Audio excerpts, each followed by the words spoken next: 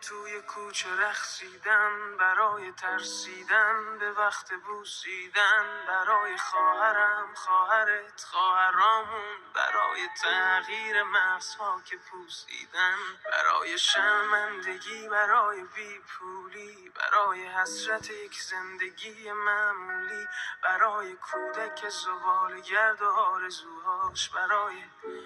این اقتصاد دستوری، برای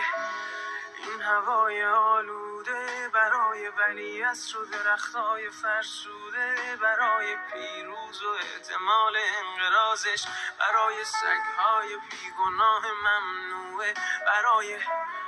گریه های بیوقفه، برای تصویر تکرار این لحظه، برای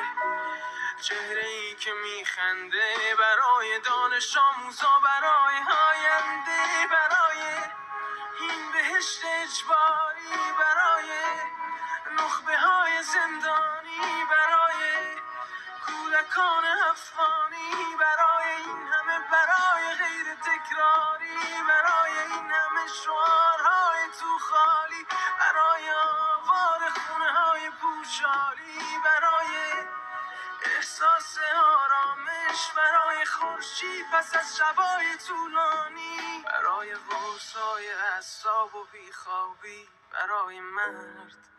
میهن آبادی، برای دختری که آرزو داشت پسر بود، برای زن زندگی آزادی،